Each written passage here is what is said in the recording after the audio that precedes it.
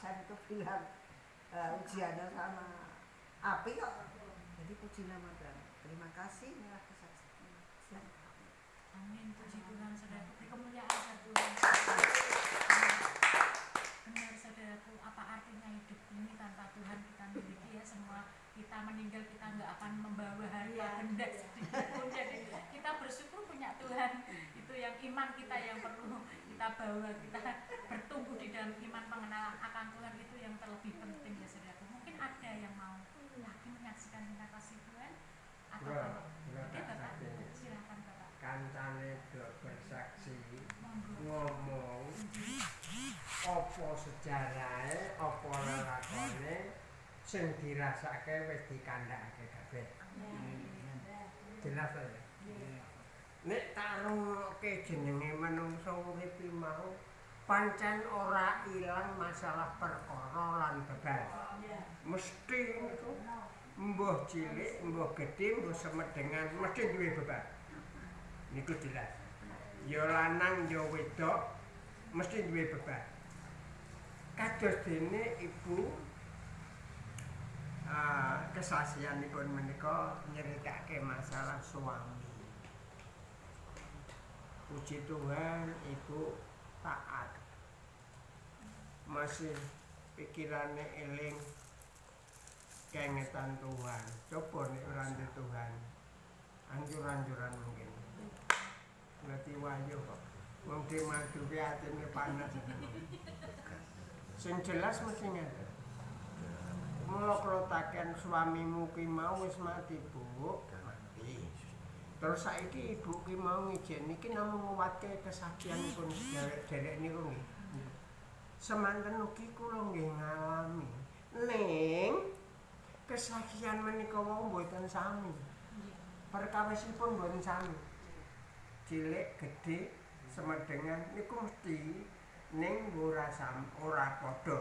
Misale wong kok terus ana beban rumah tangga uripe rekoso ana sing jenenge uripe kepenak ning malah selingkuh. Ora mboten padha to niku. Nah, terus saniki wong kok do lara. Wong kok do kena penyakit. Dene kesaksian itu kok wong waras wiris sesuk ora apa-apa terus lara jebul.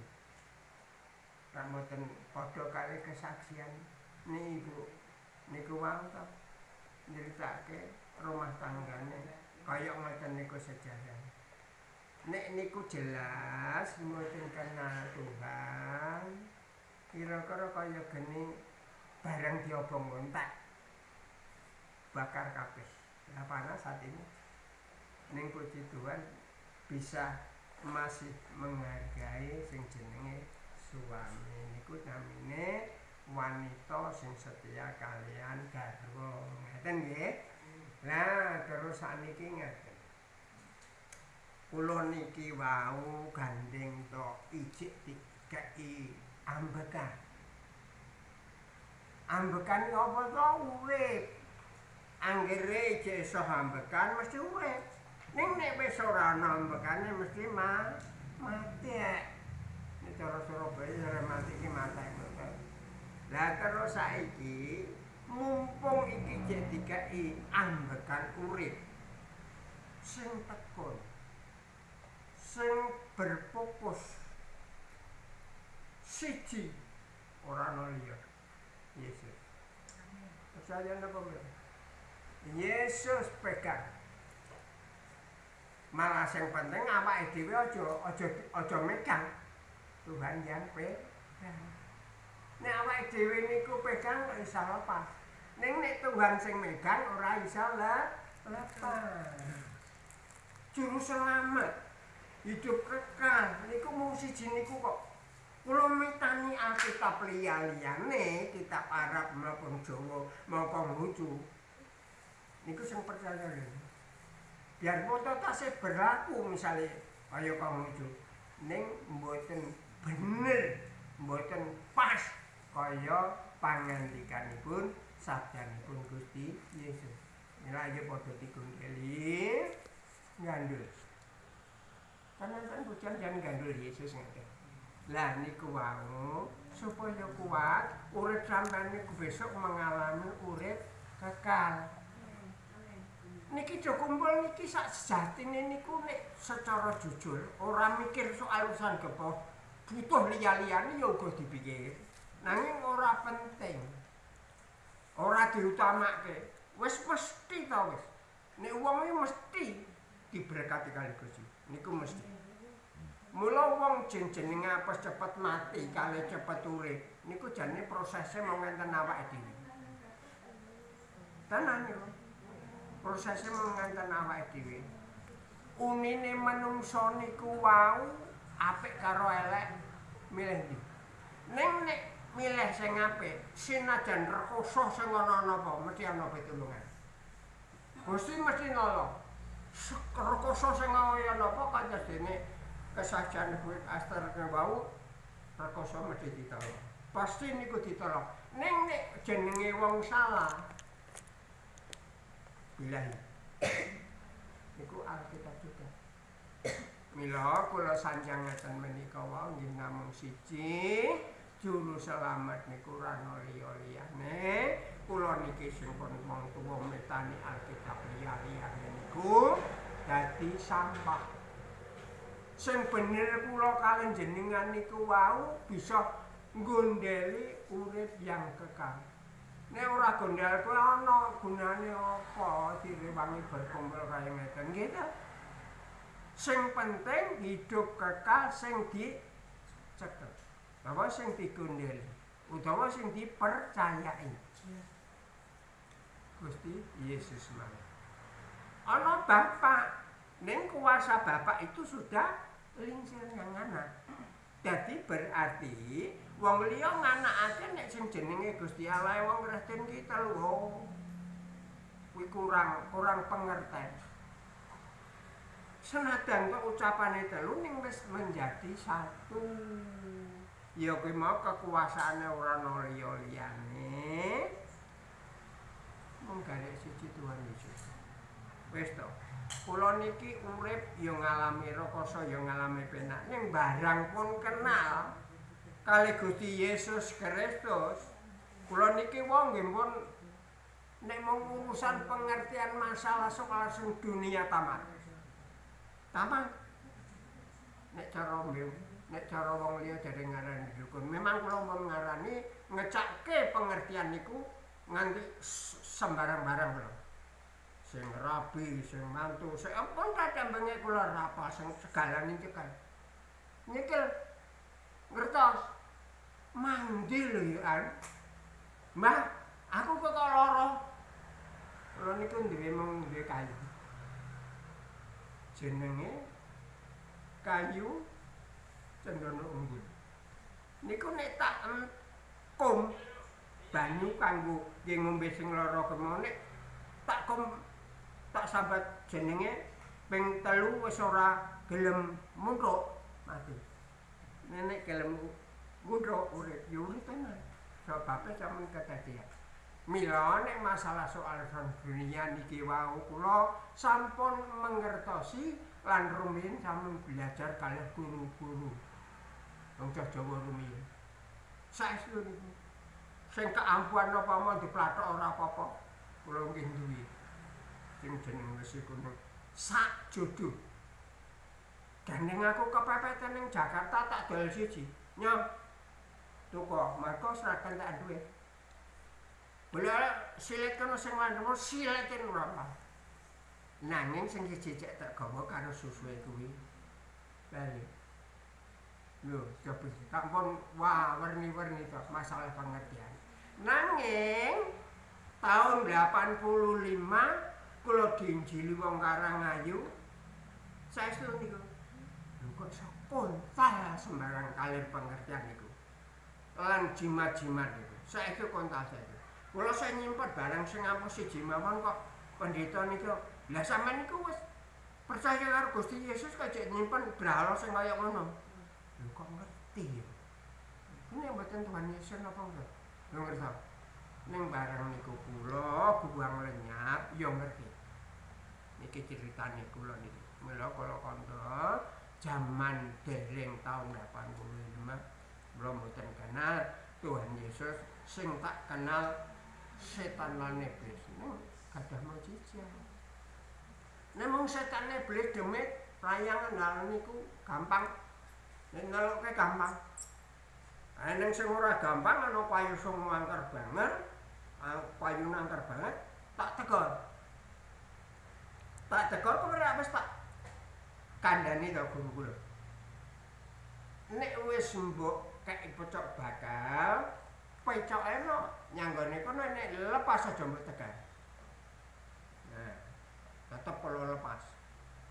Tetep perlu tegur. Wah, perlu dimungso kalih demit iki.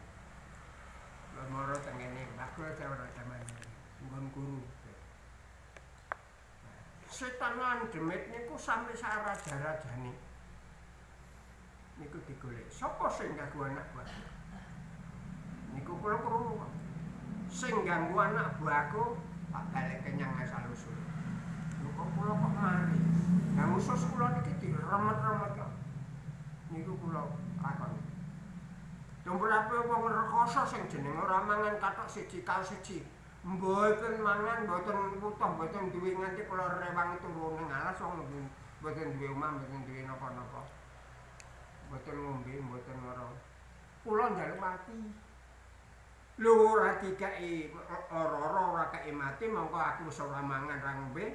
Lho kok ora lara ora mati. Ning awak kula lemes. Lho kok malah dikeki petunjuk. Dalane lek ku arep urip. Dalane lek ku arep nampa berkah Gusti. Niku ditutup. Lho niki. Luar biasa. Wong mboten napa-napa sebagai mirane mung rekasane wong sing gak repot ngeten mboten repot. Ngeten niku wah kula sampun ngalami wong rekoso. Mula kula wektu niki nek enten wong sing ngrekahos niku malu nangis atine. Mergo kalingan jamane aku rekoso ora duwe kemelaratan. Niku kula ngrasake mula kula nek perumatan. Kula nganti paribasane bareng pun ngenget ngoten niku kula nggih omah jaman mau rega 700. Ana wong kono kiri bentak watu anake papat dicak kabeh. Boro niku. Bapakne mati ra duwe omah ra ndenggon, omah kula kek. Apa duweke kula kek ampu kula nggih. Mondo. Dadi nek mung cerita ngene wong pesake niku kuncine rekoso sing kaya ngapa ning nek tetep dateng Gusti Yesus tetep ditolong. Niku firman. Tetep ditolong. Kajaba ditolong diselamatkan. Berarti sing ngapa? Ning nek mengke berarti niku mboten mangelakoni sing kanthi syukur, mboten entuk pertolongan. Sebab wong bener karo wong salah niku enten firman niku nek wong salah singkat ngomong niku mati wis. Ning nek wong bener rekoso kampa mesti ditulung pun manggondeli tenan niku nggih. Amin amin. Iki sepadha urip. Niki mun dadi sedulur kabeh lho. Sedulur kabeh ben kaya ngene wujude niki nek cara permane niku anak ya, wis luar biasa. Yesus. Ben kaya ngene wujude. Ben kaya ngene ora gagah, ora bandane ora akeh ning anak raja. Mula duweni tempat kasuwargan. Iku digondeli nggih. Kekal niku ampun dilepaske lho niku mung siji niku tok mawon. Nek rejeki dikei wis mesti nggih taat. Satu. Wis ana permane kok salah mesti lenyap. Rada panjang. Mula wong kok ngegong-ngegong kok jarene aku wis munggah kuwadi nyang Mesir. Malahan ning munggah kaji nganti ane pun sing ping 3 tahun. Kula mbalang pun ngerti sabdane Gusti. Nggih. Mesir niku wau besuke akhire kapan wektune ora ngerti mergo Gusti kang nemtokake. Akhire dadi kandhang asu. Lemah kutukan wong itu mati kabeh. Lemandang niku. Cobi lho, menawi tiyang Ya ora usah dina wong kareng wonge ya kemampuan iki sok kenceng sok kendho. Sing penting aja lepas saking Gusti Yesus. Nek kulino nggih mirsani isine Alkitab niku mesti bener. Sing dikandhake Gusti Yesus mboten salah. Akhire kandhang asu. Wong mati kabeh. Contoh sakniki men ketok kok. Raja Mesir mati ning kapake. Mati kambangan ning nggon segara. Sak murite lho niku lambange nggih. Kula tekan mriku niku kula ndelok firman lho niki. Sae pancen nggih. Mekaten mawon mangke benjing melih niku kumpul melih. Bisa ngomong-ngomong melih. Nggih. Nah, iso diberkahi kesehatan. Amin. Kunci niku kesehatan. Ben ra duwe ning anggere taatanan pasti ditolong. Wong niku Gusti iki mau uji senengan jajali. Taat ora ngoten cara jawane ngaten. Taat apa sih ditolong? Kula yakin nek ditolong. Wong bener kok. Bener wis dadi kagungane Gusti Yesus. Ngaten sing enjok kula kumpulan niki kula nggih melu ngomong wong enjok ijik enjok hambek. Nah, nek wis ora hambek kan ora kumpul karo panjenengan. Mula pinuwun kula Gusti Yesus aku kene ijik ditambahi umur meneh njaluk waras sehat. Tapi nek aku ki mbok kai lara jiku wae wong mbekmu. Itu kepunyaanmu kok ambil aja. Sah. Saestu niku pandeng kula ngoten. Mula kula tau nyanyian. Mboten nate lara. Tahun 85 kenal Tuhan Yesus niku saged sepisan setro. Gara-gara kan ndongake anake buri niki kangge restorane buri. 7 dino setro kula. Sangkampe merot nek mlaku kesah. Lho saiki lho kok didongake wong wedok-wedok nggih grombolane kaya ngenten iki didongake mari ya ning mung 7 dina 7 bengi. Aku kok wong 7 dina 7 bengi kok njobani pula. Ki apa nggon Alkitab apa ora? Tibake nek kula teliti niku enten Nabi Zakaria, bojone Elisabet duwe anak jenenge Yohanes niku. Dikai bisu. Oh, lah mula aku sing salah. Muga jamane kon ndongake anake buri sing ngenten Trogosari, Nyati Sari niku duwe anak siji. Lah nek restorane bangkrut. Niku kula di apa niku disalahke karo Gusti memang ngoten. Niku nganti kula kandhak kaya ngoten niku kula jujur. Sakwene kenal Gusti Yesus 85 ra tau lara sepisan stroke, ora iso mlaku kesah. Aku nek nyanyi mung ngene. Percaya Gusti Yesus lan manut piwulange ing sadina-dina ngrasake sabdane nggondeli pepakone kanthi tulus sing ati slawase. Setan ora doyan demit ora ndulit ngoten kula. Niku kok ora setan ora detane mboten kula mboten lara kok. Lah niku kok ya nyata ya. Setan ra doyan demit minggat kabeh ning sambenina bejo. Amarga kula percaya Gusti Yesus. Aduh bisa campur panjenengan isa seneng. Saestu mergo lek seneng niku kula percaya tenan ijek hamba. Nah. Nek rasa mekan niku oh wis innalillahi wa inna ilaihi raji'un. Matur nuwun ya. Ada jane kula niku mboten sekolah. Saestu mboten nira nek kon nulis, kon maca ora iso. Tapi dalam tulisan utawa suarane wong niku enten iki. Ten ati. Kok ngerti? Ngoten. Mula wong niku ajeng cilaka. Kalih ajeng bejo. Kula mboten wong pinter. Mboten. Nyuwun kalih Gusti. Dikek ngerti kok. Ning sing tenan lho, saestu. Mula percaya kalih Gusti Yesus kaya ujiane kula mau percaya Gusti Yesus. Ngene nggih. Matur nuwun. Matur nuwun. Terima kasih Bapak untuk kesaksiannya. Aduh. Kesaksiannya sangat memberkati. Nguwati. Sangat memberkati. Berkati nguwati. Niku buktine nyatan aku yo diparing sehat prene nganti taun niku tekan Semua niku. karena Tuhan ya Bapak. Nyoto kok nggih kula wutuh. Mungkin ada lagi. Nek jaman nom ngoten pun mboten kula critakake jaman nom niku pun kula buang. Wah.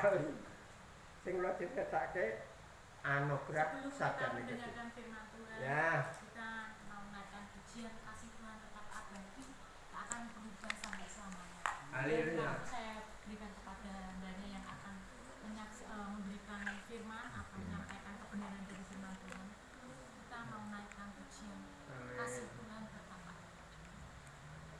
Kasih Tuhan tetap abadi dan sampai selamanya.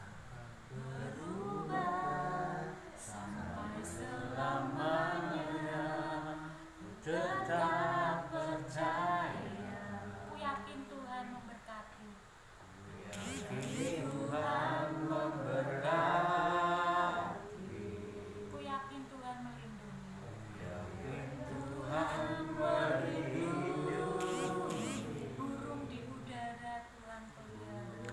Di udara Tuhan pelihara. Renang kasih-Nya. Tuhan selalu menolongku. Tuhan selalu menolongku. Selalu menjagaku. Selalu menjagaku. Sehelai di rambut Sehelai di rambut. tak akan terjatuh Tak akan terjatuh tanpa seizin. tanpa seizin. Tuhan selalu menolongku. Tuhan selalu menolongku. Selalu menjagaku. Selalu menjagaku. Dia mengenyangkanku Dia mengenyangkanku. dan peliharaku. Seumur hidup. Haleluya. Tuhan selalu menolong. Selalu menjagaku. Selalu menjagaku. Dia mengenyangkanku Dia menjagaku. tak Akan terjatuh tanpa tanpa seizin. seizin. Tuhan selalu menolong. Tuhan selalu menolongku. Selalu menjagaku. Selalu menjagaku. Dia mengenyangkanku Dia mengenyangkanku dan dan peliharaku. peliharaku seumur hidup. Dia mengenyangkanku. Dia mengenyangkanku dan peliharaku seumur hidup. Bapak, kami bersyukur berterima kasih siang hari ini Tuhan, kalau kami boleh berkumpul bersekutu bersama saudara seiman kami, terlebih kami boleh memuji memuliakan Engkau di dalam, dan kami boleh menyembah Engkau di dalam roh dan kebenaran, dan kami boleh menyaksikan cinta kasih-Mu Tuhan, dan setiap kehidupan kami pribadi yang akan menguatkan setiap kami yang ada di sini, dan akan menjadi referensi buat kami semakin hari semakin hidup dan menyadari bahwasanya kami tidak akan pernah hidup tanpa Engkau, dan kami tidak akan menyerahkan segala kehidupan kami, segala pergumulan kami, segala yang kami miliki dalam kuasa tangan-Mu, biar Engkau sendiri yang beracara kepada setiap kehidupan kami pribadi. Tuhan, jika sebentar kami akan mendengarkan kebenaran firman-Mu, kami mau belajar bersama-sama kebenaran firman-Mu. Mari Tuhan berikan pada setiap kami telinga sebagai murid dan hati sebagai hamba, sehingga ketika firman-Mu disampaikan itu akan menjadi rema tertancap dalam setiap hati kami yang paling dalam, dan akan menjadi referensi buat setiap kehidupan kami, untuk semakin hari kami semakin mengerti karakter-Mu secara pribadi, dan kami semakin hari semakin mencari kerajaan Allah dan kebenarannya.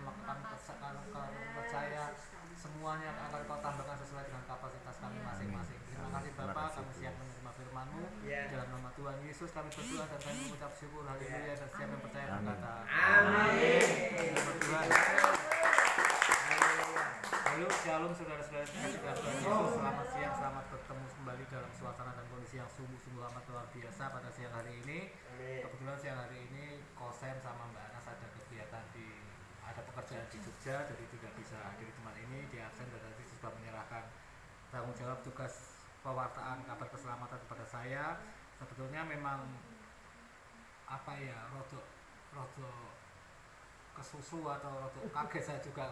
Bapak besok firman ya, waduh enak kawan ngomong ini ora pendito malah bukan firman baik gitu kayak gitu saudara. Tapi saya lebih senang katakan ini saya tidak menyampaikan firman, tapi kita mau belajar bersama-sama itu aja ya, kita belajar bersama-sama, jadi tidak usah ada menyampaikan firman dan sebagainya kok katanya kok urung pak begitu pantas gitu saudara ya. Oke, pada siang hari ini kita mau belajar bersama-sama bagaimana kita menyingkapi dan bagaimana kita mengantisipasi yang namanya penyembuhan atau kesembuhan terhadap suatu sakit penyakit yang sering kali kita alami dalam setiap kehidupan kita sehari-hari, terutama masalah keluarga dan sebagainya.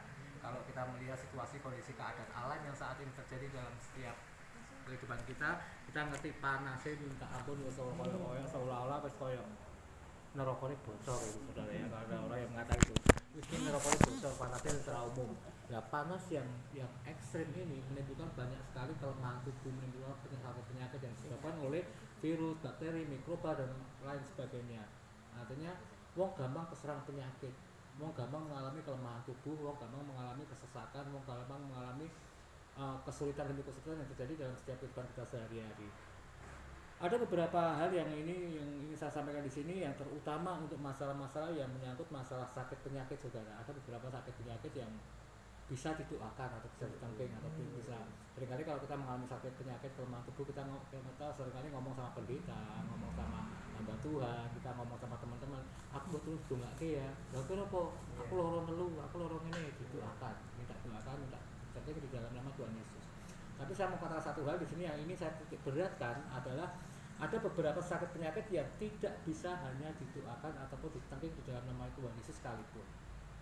Ada beberapa hal di sini saya catat, ada 3 hal. Yang pertama, sakit penyakit yang disebabkan oleh dosa manusia itu sendiri. Karena upah dosa adalah maut. Mbok dongake model koyo apa, mbok tangking pendeta segede apapun, ketika kita masih di dalam dosa maka tidak akan menemukan yang namanya kesembuhan. Karena upah dosa adalah maut. Menyikapi tadi yang telah disampaikan oleh Bu Esther, bahwasanya tadi Bu Esther berkesempatan untuk menyaksikan suaminya yang begitu dia mengalami kenaikan di dalam finansial, duit akhirnya polai rak genah gitu saudara ya, terus medok dan sebagainya. Saya sedikit ralat, nek masalah medok rak perlu wong duit.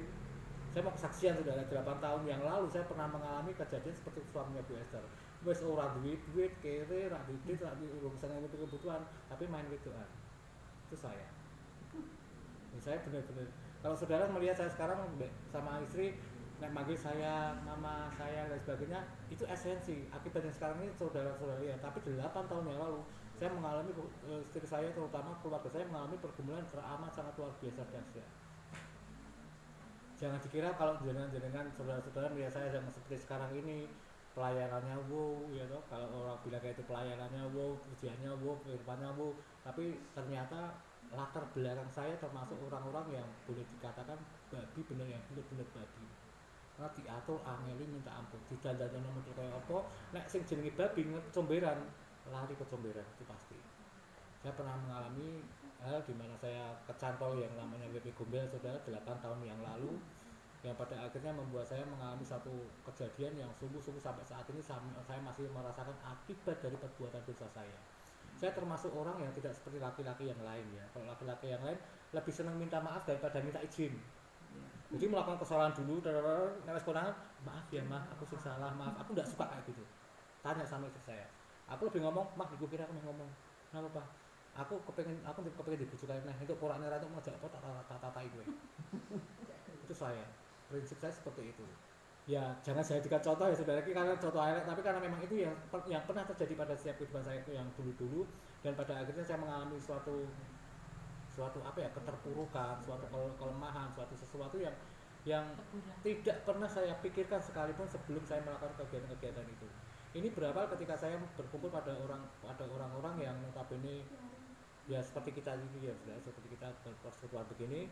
Dia tuh dulu orangnya memang kayak gitu, terus mengalami suatu pemulihan di jamaah Tuhan, mengalami pemulihan, terus dia bersaksi sedemikian rupa menyembah Tuhan, artinya mengedepankan Tuhan, artinya apa ya apa yang dia alami sekarang ini karena Tuhan, intinya seperti itu. Terus saya pikir dalam hati, ayo aku ngomong kayak ngono iso, dulunya kamu bajingan kok, dulunya kamu pernah melakukan ini, sekarang kamu bertobat itu wes gamane wes cucuk apa yang kamu lakukan. Itu yang membuat saya pada waktu itu mengalami suatu dilema dalam pola pikir saya. Iki nek aku ngene, aku dadine piye ya? Nek aku ngene piye ya? Wes ora apa-apa tabrak sik. Aku berorientasi dengan pola pikir saya yang aku engko umur paling ora 7 tahun. Nek saiki umur 40 tahun aku nakal, umur 50 aku bisa bertobat. Nah, kata-kata itu yang membuat saya mengalami suatu degradasi mental, sehingga saya mengalami menjalani suatu perbuatan-perbuatan yang notabene membuat keluarga saya hancur, anak saya hancur, istri saya hancur, bahkan saya sendiri mengalami suatu kehancuran. Itu yang perbuatan karena dosa. Sampai pada akhirnya seperti boleh saudara lihat sekarang ini saya mengalami suatu pemulihan demi pemulihan, terutama kalau masalah finansial, terutama masalah kesehatan, masalah yang hubungan keluarga, antar keluarga juga saya mengalami pemulihan. Kalau sebelumnya saudara, istri saya ini cuma tak jatah sedina ku 50.000. Kowe cukup karepmu ora cukup ya wis piye carane golek duit, piye carane aku ora urusan. Kuatku sakmene ora kuat golek lanangan liya. Sampai seperti itu. Jadi saking gobloknya pikiran saya pada waktu itu. Yang penting aku mencukupi kebutuhanmu, bukan mencukupi ya. Yang penting aku jatah kowe ya wis gitu loh. Karena di dalam apa perjanjian pranikah itu juga tidak disinggung bahwasanya kowe kudu nyukupi kebutuhan istrimu ndak. Cuma kamu menafkahi. Nah, itu yang saya jadikan sebagai bahan acuan. Yang penting kan aku nafkahi. Aku ndak ada janji kamu mencukupi kebutuhanmu. Karena kalau kita bicara masalah cukup, kowe tak kayak 50.000 ya cukup, 100.000 ya cukup, 150.000 ya cukup, 150 ya cukup. Jadi cukupnya dari sudut pandang mana? Kan ndak bisa ada patokan yang pasti gitu loh ya. Jadi persoalan yang itu yang menjadikan patokan bagi saya untuk saya seolah-olah memberikan jatah mbek bojoku ki ala kadarnya, padahal dipikir duit sakmono nek nggo mangan wong papat ibaratnya anak loro ya, karena sudah juga tahu keluarga saya itu anak saya 2 tak kayak diceket-ceketewu kudu nggo mangan wong papat sedina ki terus dienggo apa gitu mikire. Padahal aku mentok-mentok nek mentok-mentoknya memang ora iso mangan atau Indomie kayak puas yang paling akeh, padahal anaknya kuliah saudara, anak saya kuliah pada waktu Saya itu. nomor 1 pedaku itu kuliah. Sampai pada akhirnya saya mengalami keterpurukan demi keterpurukan, mengalami benar-benar degradasi dalam kehidupan rumah tangga kami. Ya saya tak tahu pasti bahwasanya istri saya tidak pernah lepas dari yang namanya kasih karunia Tuhan. Artinya dia selalu memberikan kehidupannya, memberikan apa yang menjadi pergumulannya dibawa dalam nama Tuhan. Saya seringkali dia nggak ngerti, dia nangis-nangis di kamar gitu, saya cuek aku mau doa ya serak cucuk tuh, masuk doa aku kudu nangis doa padahal aku selingkuh kan ya ora sinkron gitu loh. Terus akhirnya aku konsen selingkuhku sik wae lah, aku udah masalah doa aku jangan kesempatan aku bertobat dan membuat suatu kebajikan untuk mencapai suatu penebusan dosa. Pada waktu itu saya pikirnya kayak gitu, tapi akhirnya Tuhan ada beberapa orang yang memang memberikan suatu saran pada saya, kowe kudu ngene lho, kowe kudu ngene. Firman Tuhan katakan roh memang penurut tapi daging lemah. Waktu itu roh saya mengatakan ya wis, aku mau bertobat, aku mau berubah, aku mau kembali lagi pada jalan Tuhan, aku mau kembali lagi pada hakikat suatu perkawinan, perjanjian pernikahan, bahwasanya apa yang sudah dipersatukan Allah tidak boleh, bukannya tidak bisa ya, tidak boleh diceraikan manusia. Nah, tapi kok iso Pak? Yo iso dengan boleh tidak boleh lain. Kalau tidak boleh itu berarti tidak boleh, kalau tidak bisa berarti memang sama sekali tidak bisa. Tapi tidak boleh tapi tetap bisa, berarti apa? Ada pelanggaran di sana.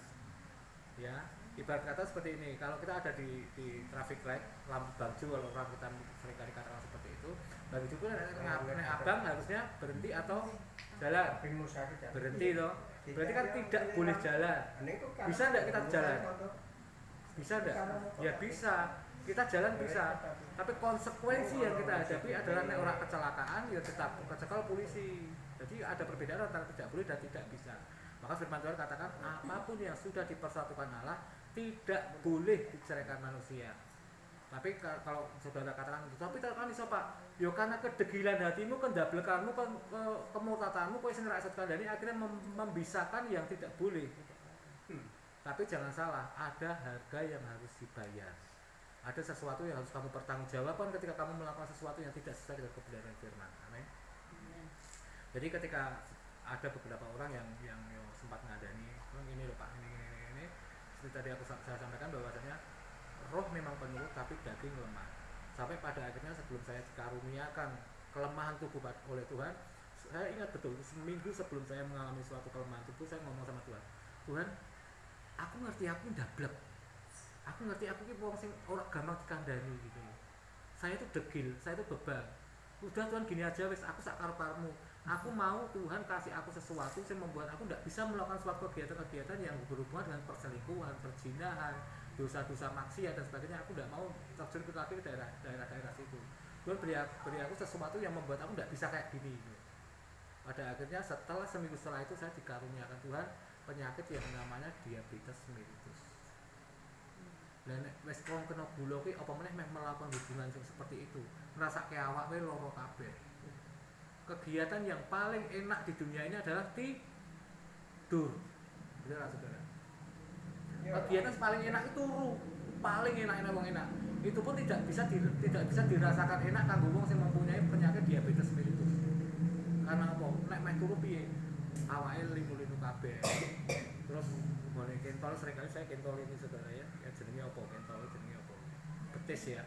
Betis rasanya wis kamu kepala. Seringkali yang jadi korban ini. Mah, kentolku langsung ambil minyak macam-macam dipuluk itu. Akhirnya dia jadi korban dia mah. Nah, jadi Tuhan berikan saya kesempatan untuk mengalami yang namanya akibat dari perbuatan dosa. Maka saya mau katakan satu hal, diabetesku ini nek mbok gulaku nek dongake model koyo apa, tengking model koyo apa ketika belum terjadi rekonsiliasi, ketika belum terjadi yang namanya penebusan dosa, ketika belum terjadi yang namanya pengampunan dosa atau pengakuan terhadap dosa itu sendiri, alhasil mustahil bil ora ono hasilnya sama sekali. Seberapapun segede apapun pendeta sing mbok gawa rene, ketika kamu tidak ada rekonsiliasi dengan Tuhan, tidak ada keterbukaan dengan Tuhan, tidak ada usaha untuk kamu menebus dosa dan sebagainya, maka doa sedahsyat apapun ora ono artinya. Saya mau katakan satu lagi. Jadi seperti tadi saya sampaikan bahwasanya ada beberapa penyakit yang memang tidak bisa hanya ditengkingi tok, didoakan tok, tidak bisa, karena harus ada rekonsiliasi, harus ada keselarasan, kesehatian, keterbukaan dan sebagainya. Tadi saya sempat ngomong sama Mbak Rini ya di mobil, masalah gini. Tapi ternyata saya tidak ngerti, ternyata kok aku menyampaikan gini kok ono pertanyaan-pertanyaan dari Mbak Rini kok dilalah kok pas podo gitu loh saudara ya. Jadi akibat dari dosa adalah maut. Oleh sebab itu apapun yang terjadi pada setiap saya dan saudara, belajarlah untuk dengar-dengaran dengan suara Tuhan, walaupun selirih apapun suara Tuhan, dengarkan itu. Karena roh itu memang penurut tapi daging lemah. Dan seringkali justru awake dhewe malah hidup di dalam daging, bukan hidup di dalam roh. Padahal firman Tuhan sampaikan hiduplah di dalam roh, walaupun kita daging. Ya. Yang kedua dosa ya namanya penyakit yang tidak bisa disembuhkan hanya dengan doa dan ditengking dalam nama Tuhan Yesus adalah doa yang penyakit yang berorientasi pada okultisme. Okultisme itu penyembahan berhala, perdukunan, mantra-mantra, jimat-jimat, santet, tenung dan sebagainya. Mbok dongakne model koyo apa ora bakal terjadi. Karena apa? Karena kehidupanmu sudah dikuasai oleh kuasa sejahat. Nanti kayak Ya, dunia ini sudah dikuasai oleh iblis. Maka firman Tuhan katakan apa? Maka firman Tuhan katakan, hendaklah kamu tidak serupa dengan dunia ini, tapi berubahlah oleh pembaharuan budimu. Budi ini apa toh? Budi itu akal manusia yang paling tinggi dalam setiap kehidupan manusia. Itu pun yang harus diperbarui dulu. Perbarui dulu oleh kebenaran firman, barui dulu oleh karakter Kristus, baru kamu itu yang kamu jadikan sebagai bahan acuan atau bahan referensi. Kamu berubah dari dunia ini. Maka firman Tuhan katakan, hendaklah kamu tidak serupa oleh dunia ini, karena dunia ini sudah dikuasai oleh jahat. Nek kowe ora berubah dengan kembaran budimu, kamu terjerat atau terjerumus oleh tipu muslihat iblis, yang terjadi adalah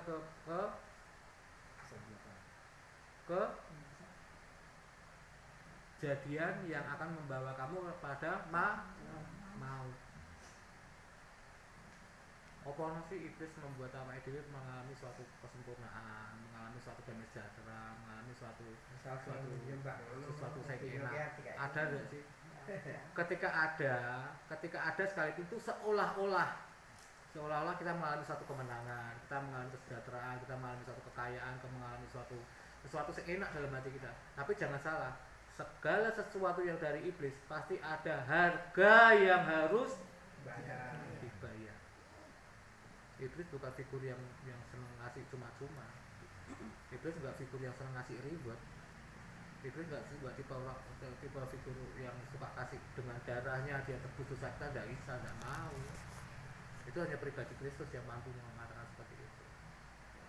Semua yang dari iblis harus ada yang harus dibayar.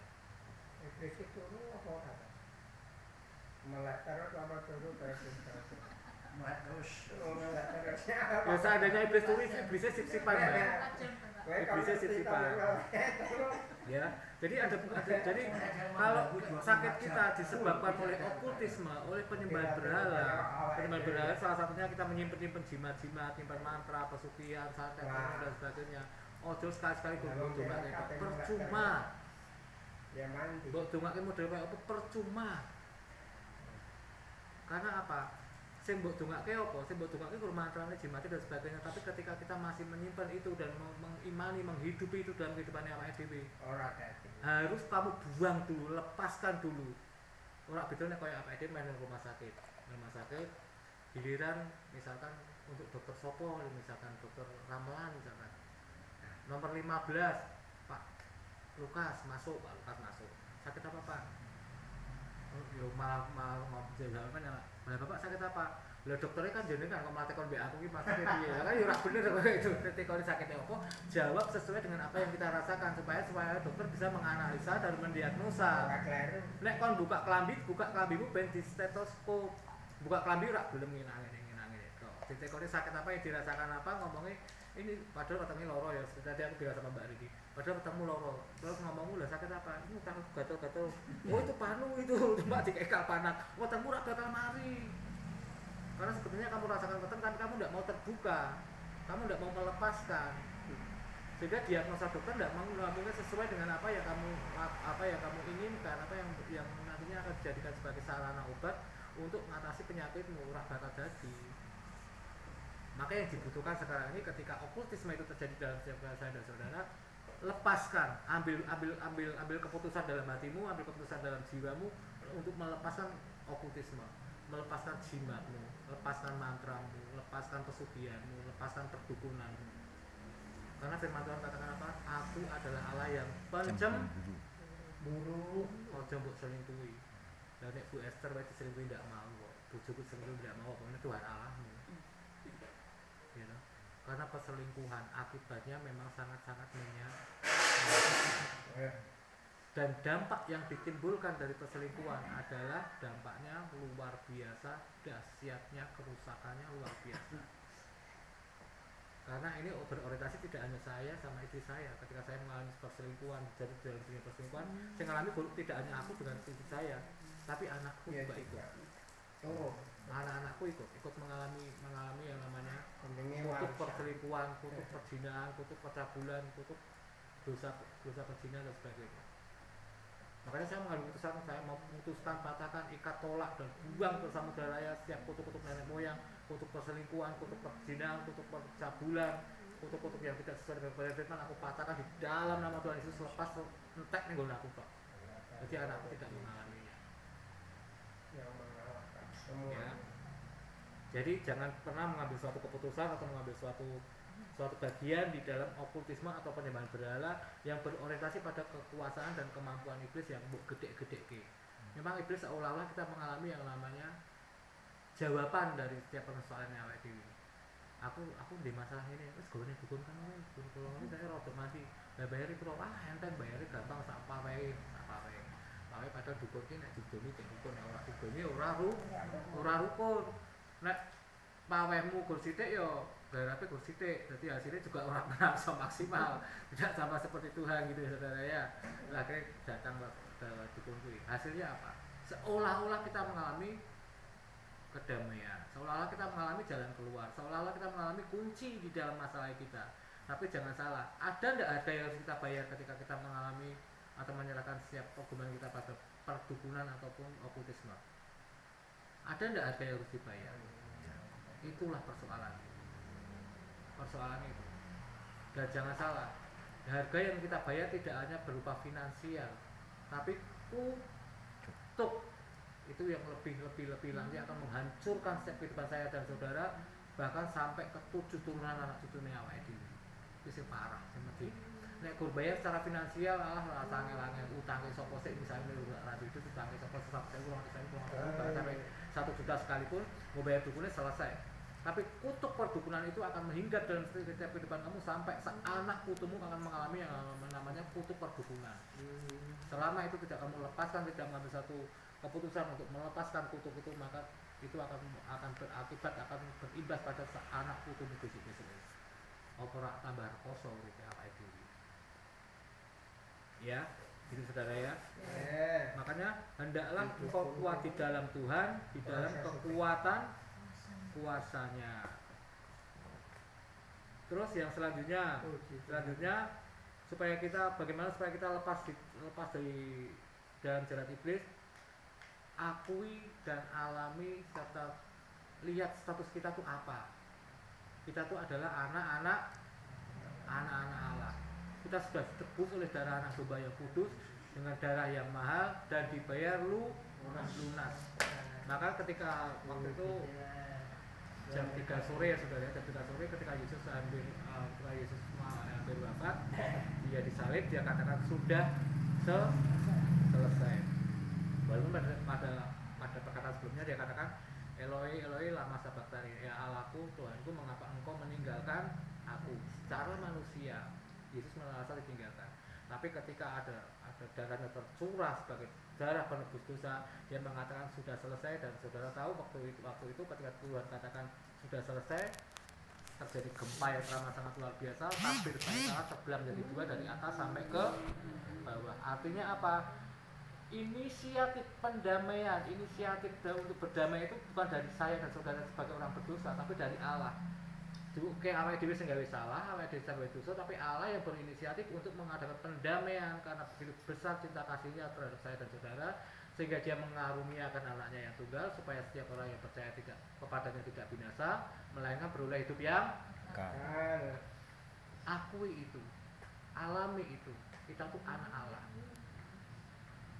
Status kita pahami status kita sebagai anak Allah. Nah, sebagai anak Allah, apa yang harus kita lakukan? Hei orang-orang yang beriman, orang-orang yang mengakui bahwasanya kamu anak Allah, tunduklah kepada Allah dan lawanlah iblis. Tunduklah pada Allah dan lawanlah iblis. Ojo dibalik. Tunduklah pada iblis dan lawanlah Allah. Itu yang seringkali tanpa kita sadari seringkali yang terjadi dalam setiap kehidupan saya dan saudara. Nah dikokon Tuhan ngene kursi Tuhan gampang iso dibanding musuhe ya iso dan sebagainya. Tapi begitu dia ojo-ojo koncone yang berorientasi pada kebenaran menurut iblis, yuk mangkat gitu saudara. Seringkali yang terjadi seperti yang terjadi di dalam setiap kehidupan saya dan saudara, seringkali yang terjadi ya kayak gitu. Dibalik-balik, yang harusnya tunduklah pada Allah dan lawanlah iblis, tapi sekarang yang terjadi tunduklah pada iblis dan lawanlah Allah. Lah kuwi jadi persoalan.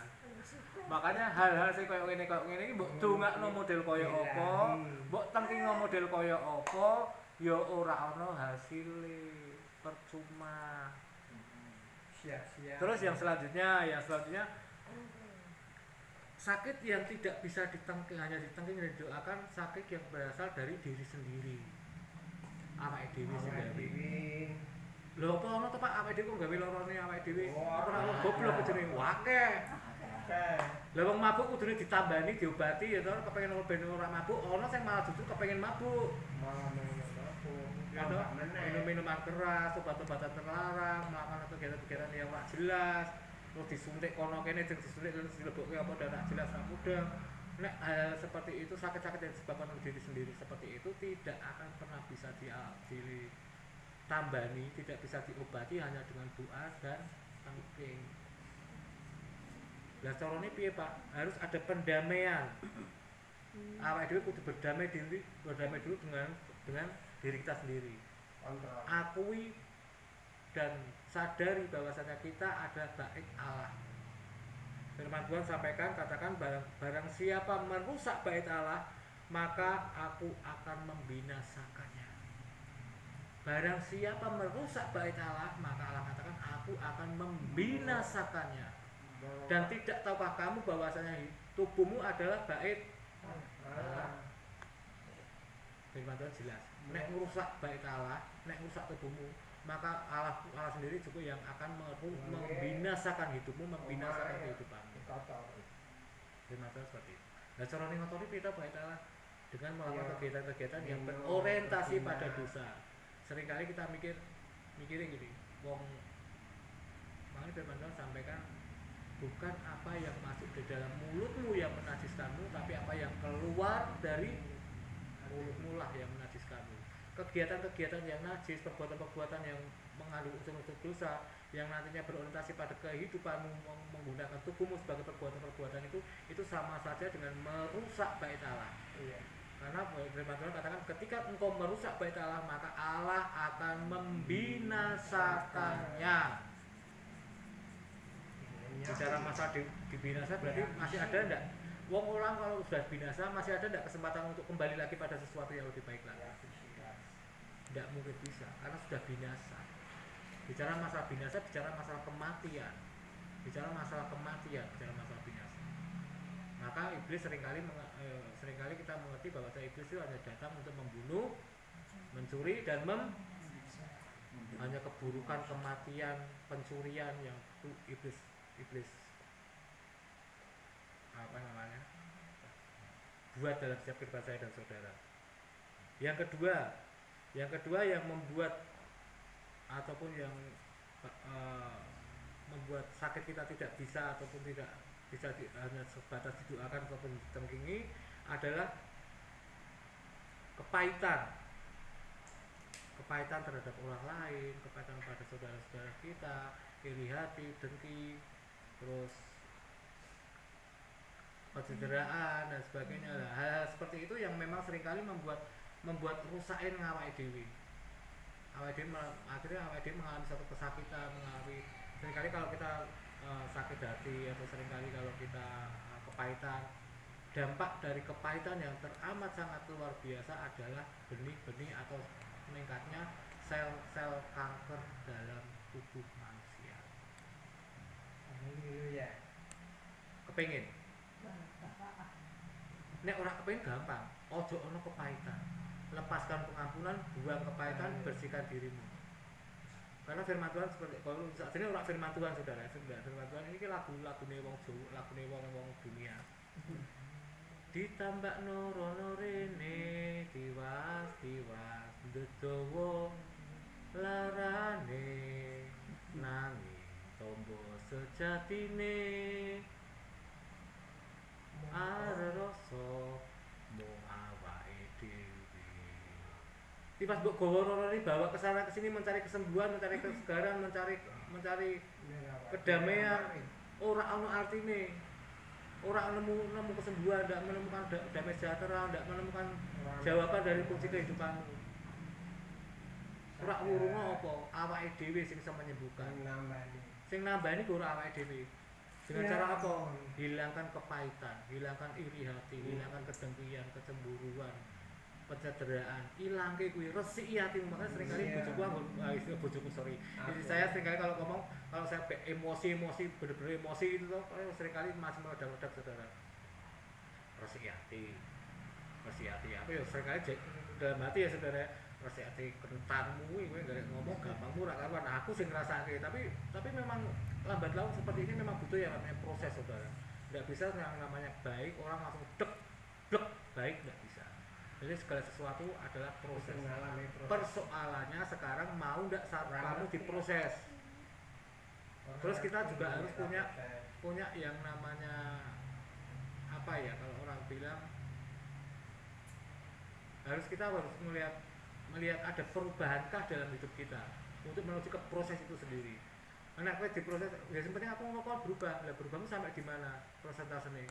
Ya sebenarnya berubah lah sampai kalau prosentasenya itu namanya nggak berubah. Yang namanya berubah itu perubahan adalah perubahan sampai terjadi perubahan. Maksudnya perubahan bisa dikatakan kamu berubah sampai terjadi perubahan. Ketika kamu tidak mencapai suatu perubahan, maka kamu belum bisa dikatakan kamu berubah. Karena bahkan firman Yesus katakan berubahlah oleh pembaruan budimu. Berubahlah oleh pembaruan budimu. Sampai terjadi suatu perubahan menuju pada karakter Kristus. Karena apalagi bagi seorang pria, saudara, bagi seorang laki-laki,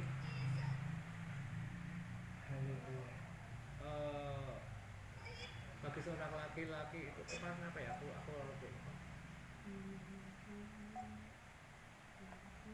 intinya keberhasilan seorang laki-laki dan keserupaan ada Kristus adalah hal yang sama. Jadi kesempurnaan seorang laki-laki, kesempurnaan seorang pria dan keserupaan dengan Kristus adalah hal yang sama. Jadi acuannya seorang laki-laki, acuannya seorang pria adalah karakter Kristus. Nek kowe durung sepadha mbek Kristus berarti kamu belum sempurna. Kalau kamu belum seorang sepadha Kristus berarti kamu belum berubah. Kalau kamu belum bisa seperti Kristus ya udah ngomongin lanang gitu loh.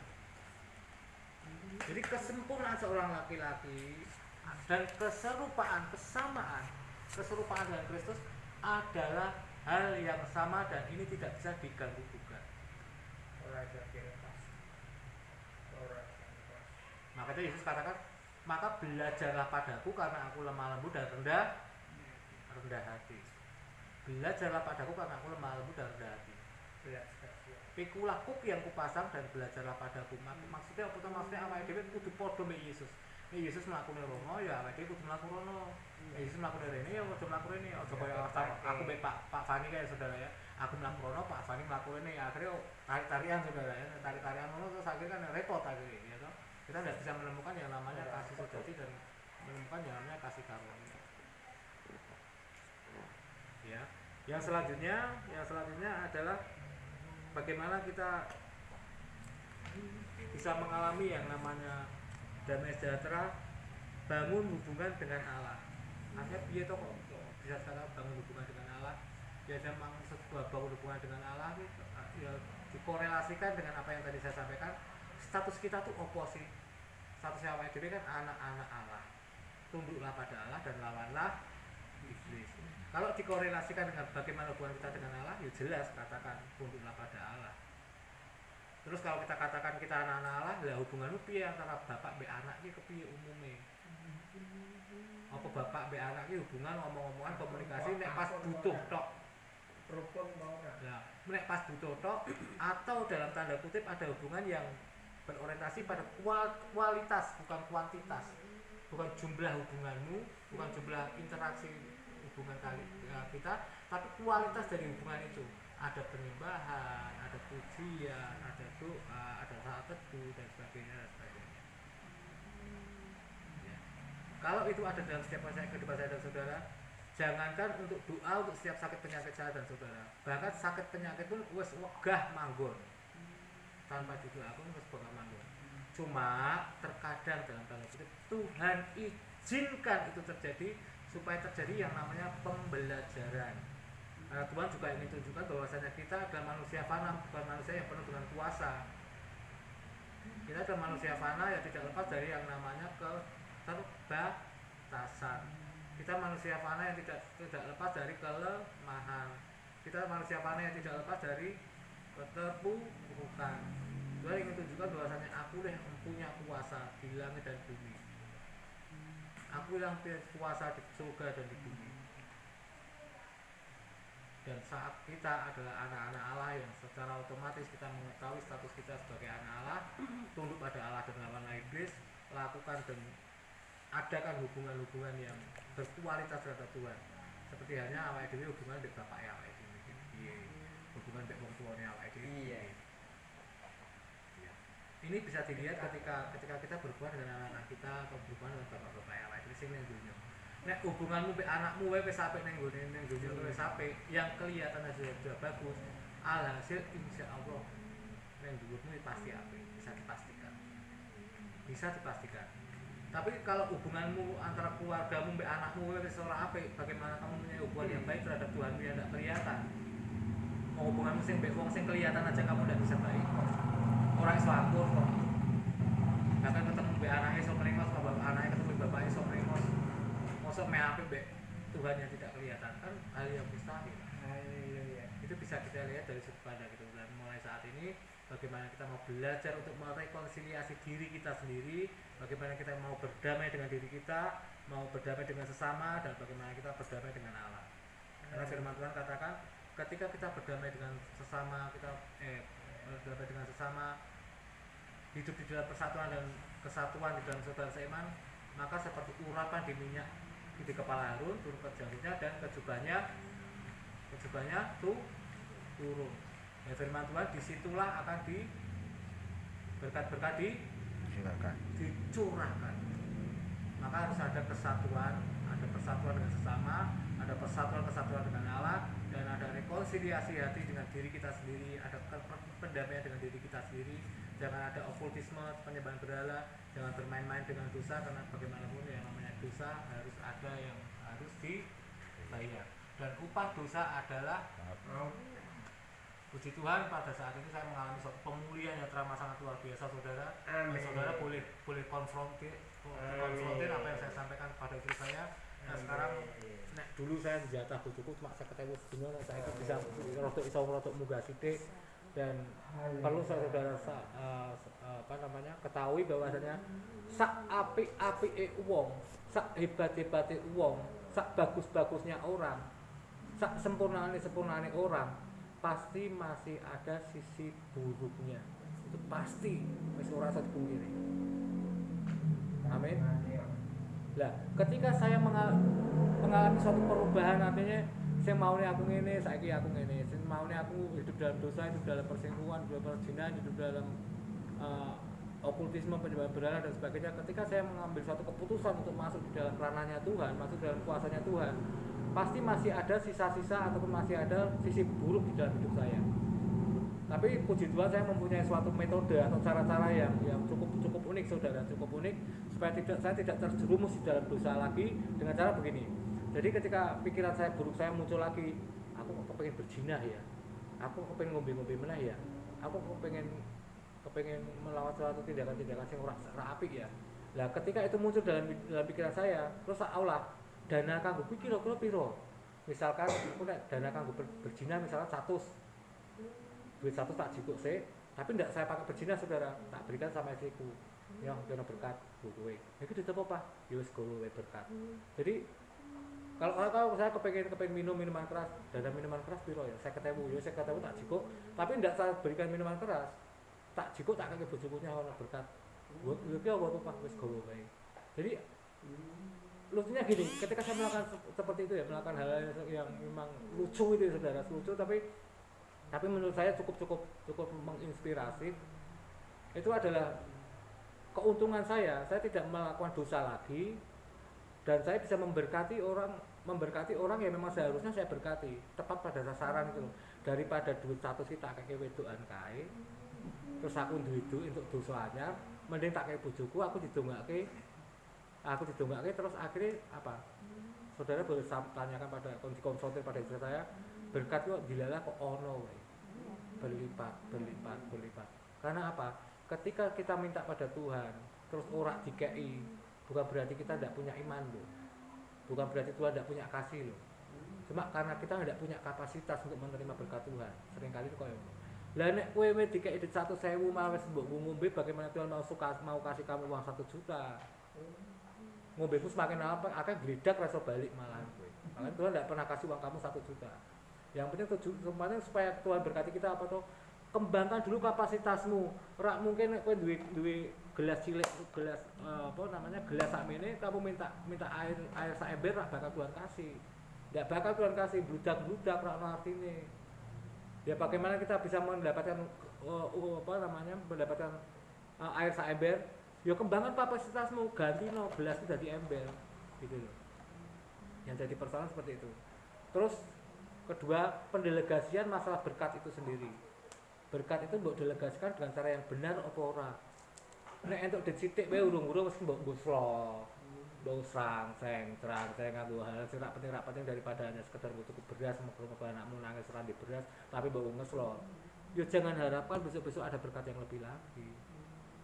Karena firman Tuhan kalau kamu bisa dipercaya dalam hal yang kecil, maka kamu akan bisa diberikan kepercayaan dalam hal yang lebih besar lagi. Nek kowe dalam hal mamon wis ora dipercaya, bagaimana Tuhan mau memberikan kepada kamu kepercayaan yang lebih gede lagi. Makanya sing yang ingin saya sampaikan di sini, kembangkan dulu kapasitasmu, siapkan dulu kapasitasmu. Nek kowe main jaluk banyu sak ember, cepakno sak embermu. Tuhan aku njaluk banyu sak embermu ono ora? Wah, siap Tuhan, bahkan emberku telu. Ya, Tuhan enggak suka gampang. Pas ember gampang. Lah nek kowe duwe gur gelas njaluk banyu sak ember mbok kaya ngendi banyumu percuma gitu loh. Ya, ngerti ya sampai di sini saudara ya. Jadi yang harus kita lakukan adalah bagaimana kita berdamai dengan diri kita sendiri, rekonsiliasi terhadap diri kita sendiri, termasuk yang tadi saya sampaikan penyakit sing didasari oleh kesalahan diri sendiri. Kita tuh adalah bait Allah atau tidak tahukah kamu bahwasanya kamu adalah bait Allah? Firman Tuhan katakan kalau kamu merusak bait Allah maka Tuhan akan membinasakan. Jangan sampai itu terjadi pada setiap kehidupan saya dan saudara. Ojo ngantek loro ki ben Tuhan izinkan wae ra apa-apa. Kalau Tuhan izinkan loro ra apa-apa. Tapi ojo awake dhewe digawe loro dhewe. Ki padha karo mencobai Tuhan. Gitu loh. Padha karo awake dhewe mencobai Tuhan. Tapi kalau Tuhan izinkan itu terjadi, kita lihat kasusnya Ayub. Kalau kasusnya Ayub itu sing gawe loro Tuhan atau bukan? Bukan. Yang membuat sakit adalah iblis. Tuhan cuma ngomong, ujino kayak anakku Ayub kayak, wong sing paling soleh kayak ujino. Tapi jangan pernah kau ambil nyawanya. Ujino sok kaya apa wis sak karepmu, jiku bojone, jiku anake kayak loro kaya model apa monggo karepmu. Silakan. Karena aku ngerti ketegaran hatinya Ayub. Tapi satu hal yang jangan pernah kamu lakukan, jangan pernah kau ambil nyawanya. Berarti kalau kita bicara masalah seperti itu, Tuhan izinkan enggak? Tuhan izinkan.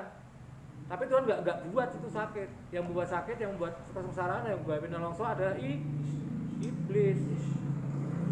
Tapi Tuhan izinkan itu terjadi. Supaya apa? Supaya iman Ayub lebih ditajamkan. Iman Ayub lebih diperuncing, lebih dipertajam. Kepercayaan bahwasanya walaupun engkau membuat aku supaya apapun wis suka-sukamu lah Tuhan, karep-karepmu lah mbok gawe koyo apa sak karepmu. Aku ini hambamu, terjadilah padaku menurut perkataanmu. Amin. Demikian yang bisa saya sampaikan. Mungkin ada yang ingin disampaikan atau mungkin ingin ditanyakan, monggo saya buka ruang untuk pertanyaan. Pak, terus utang ya Pak, ini Pak. Boleh ya Pak? Boleh. Saya tuh punya utang dagangan ya tidak banyak sih, cuma pisang 40.000 gitu Pak. Tapi saya tuh pengen nyautan, tapi aku tak samperi orang itu di sawah tak bawa duit ora ketemu. Nanti nek tak bawa duit tiba-tiba ning sawah. Tapi aku janji Tuhan aku pengen nyautang sama mereka kapan ketemu. Itu udah gitu loh Pak. Ya. Lah maksudnya yang ingin ditanyakan? Ya itu tuh dok, utang itu. Kan saya punya utang nih, pisang di pohon 40.000. Kan pisangnya sudah tak ambil, tak jual. Gitu. Nah dia tuh tak bayar gitu, tapi dia tuh enggak pernah ketemu gitu loh Pak. Biasanya kan ketemunya di sawah. Lah yang penting begini Bu, yang namanya utang itu adalah sesuatu yang memang harus dibayar dan harus dilunasi. Persoalannya jangan pernah mempersulit ketika kita bayar utang. Jadi memang disengaja, wah di desa lah tak gukit, jangan seperti itu. Tapi kalau sesuatu hal terjadi, misalkan aku tak parani omahe kok ora ono, tak parani ning nggone sawah ora ono, tak parani sing biasane dek ning kono ora ono, ya ora apa-apa dipending sih. Tapi kalau dipending itu karena dasar wah eman-eman digawe sakmene sik, tak gone liyane sik, lah itu yang ndak boleh. Ya, karena yang namanya utang itu kewajibannya adalah bayar. Iya kadang saya seperti itu Pak Pram ya.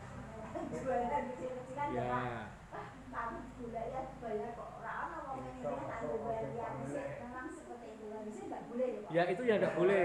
Karena gini, biasanya yang namanya utang piutang itu kan jadi ada kesepakatan antara utang karo sing utangi yang namanya piutang. Persoalannya sing utang kuwi ya butuh utang. Sing piutang kuwi juga sebetulnya ketika dia mengutangi dia juga butuh dikembalikan di dalam konteks waktu yang sudah ditentukan. Misalnya gampangannya buas mana kita utangi sih tapi rong dino belekke ya. Ya kudune rong dino belekke. Kalau itu dari kesepakatan loh ya. Tapi yo nek rong dino aku rung iso kira-kira nek seminggu piye. Kalau itu dari kesepakatan itu ya ora apa-apa. Syukur-syukur sebelum 1 minggu sudah bisa dikembalikan. Tapi nek nganu ya aja nganti lebih dari 1 minggu karena sudah terjadi suatu kesepakatan. Itu utang piutang kayak gitu. Terus saya tuh kemarin gini, kemarin baca nih lah butuh duit lah, mau barang rumahan, tanah untuk perumahan berapa M gitu. Saya tuh pede nih gitu. Ya mau nek ketemu tak sarutang ya Tuhan, nek ketemu ya dari bagus sih. Wong dekne jual tanah aku berapa M gitu Pak perumahan aku seperti itu. Lepas sebenarnya gini, lepas dari masalah kredit itu bicara masalah mentalitas dalam hidup awake dhewe. Terus nyarutang gitu Pak. Iya, nek sing jenenge wong utang kewajibannya bayar ya wis bayar. Lepas dari masalah kredit kan bukan kapasitasnya kita. Ora urusannya awake dhewe. Kecuali dalam tanda kutip wis Bu Asmana wong anu wis ora apa-apa segono wae. Lah itu beda lagi. Jadi udah beda transaksi. Itu namanya pemberian reward hadiah. Bukan utang piutang lagi. Tapi yang namanya utang piutang, sing utang wajib bayar, tapi sing ngutangi berhak untuk melunaskan ataupun berhak untuk tidak berhak untuk tidak nagih. Itu punya hak. Kanggo melepaskan itu loh maksudnya itu punya hak. Tapi sing jenenge utang itu berkewajiban. Dalam masalah kewajiban itu berarti gelem rak gelem iso ora iso sesuai kesepakatan harus dibayar. Karena asal tahu kalau di kaum kedar nih bayot, kaum kedar itu wong nek diutang mati. Kanjeng Nabi ngedusi wae ra gelem. Nabi Muhammad ngedusi wae ra gelem nek wong iki mati diutang. Saking parahe nek wong diutang. Makanya firman Tuhan katakan kamu adalah kepala bukan lagi ekor dan kamu di sini tidak akan berutang tapi memberi pinjaman. Karena begitu beratnya hubungannya wong utang itu begitu beratnya tanggung jawabnya. Ngantek mati kuwi lho Kanjeng Nabi Muhammad ra gelem ngedusi. Padahal ngedusi kejuring ini ora apa-apa jadi wis mati mbok ngene iki mbok lelel ora bakal komplain. Itu aja ndak mau. Boleh dikonfrontasi tekono mbek wong sing wong kedar ngono nek ora percaya. Soalnya rumahku beli masjid jadi sok krungu koyo ngono. Jadi wong nek diutang ra gelem bayar. Duwe utang duwe sedulur kok nyawi sedulur. Nah, bingung ya. makanya biasanya nek wong mati ning nggone ngono kalau ada yang punya sangkutan utang piutang bisa menghubungi keluarganya, ahli warisnya biasanya sama ngono. Makanya masalahnya ini ndak boleh dibawa mati. Nah, Ulang iso ya, ya intinya nek wong utang wajibnya bayar, udah gitu aja. Lepas dari masalah kredit itu bukan kapasitasnya awake dhewe. Gitu aja. Nah ini saya satu lagi masalah utang itu nggak usah satu ya saya hanya gini Pak, dulu saya bekerja makan di warung pinggiran jalan, dia pakai meja, saya makan di situ sebungkus 2.000, saya punya uang 10.000, tak kasihkan tinggal aja, nggak mau dia bawa aja dulu Pak. Saya bawa. Tapi saya kerja saya kan di Magelang waktu itu, saya makannya di daerah Pengsurat. Oh, Pengsurat. Soalnya naik. Karena saya datang jam 5 pagi kan nggak sempat makan di pinggir jalan. Terus berangkat 1 minggu, kan kalau tadi saya bawa punya 2.000 utang saya. Pulang, berangkatnya besok warungnya di situ, berhenti di situ nggak ada jualan. Saya datang lagi berapa mingguan, 1 minggu saya lewat, saya datang ke situ nggak bayar. Nggak ada orang jualan. Terus tanyakan orangnya sudah pindah pulang kampung. Saya masih punya utang 2.000 ya. Tapi waktu itu saya kan sudah di sebelah, kemarin sebelah. Hari Jumat tak masukkan 2.000 di amal juariah. Amal juariah. Terus tapi hati masih belum puas. Iya. Saya merasa masih punya hutang. Orang tidak pada tempatnya. Saya masih hutang. Nah terus saya harus bagaimana? Orang itu sudah nggak bisa bayar, nggak bisa dibayar. Orang ketemu Nggak pada orangnya.